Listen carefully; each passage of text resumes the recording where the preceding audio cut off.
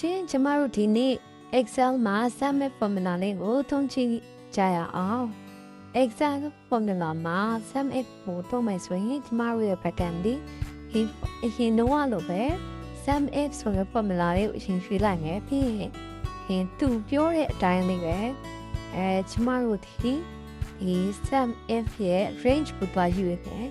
ဆိုတော့ကျမရဲ့ main data မှာကျမ straight ကိုသတ်မှတ်ထားတဲ့ကြောင့် straight ကိုဖြည့်လိုက်ပါမယ်ပြီး formula လေးဖြစ်မယ်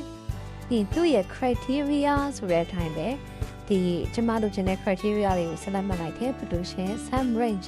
ဘယ်ကနေဘယ်ဥစ္စာတွေကပေါင်းသိချင်တာလဲဆိုတော့ကျမဒီ punctuation ကိုပေါင်းသိချင်တာဆိုတော့ကျမဒီ state မှာ53မိနစ်ရှိတယ်ပေါ့နော်ဒါကတော့ကျမတို့ data uniform ဖြစ်အောင် data တစ်ခုတည်းကိုတုံးပြီးလုပ်ပေးထားပါတယ်အခဲတို့မိတ်ဆွေကိုဟိုသိချင်တာလေးရှိရင် comment box မှာ comment တွေလုပ်ပြီးတော့ကျွန်မကိုမိလို့ရပါတယ်နောက်ပြီးတော့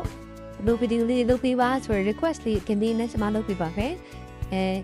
ဗီဒီယိုလေးကို send တဲ့လို့ရှိရင် like subscribe and share လေးလုပ်ပေးကြပါရှင်ကျေးဇူးတင်ပါတယ်ရှင်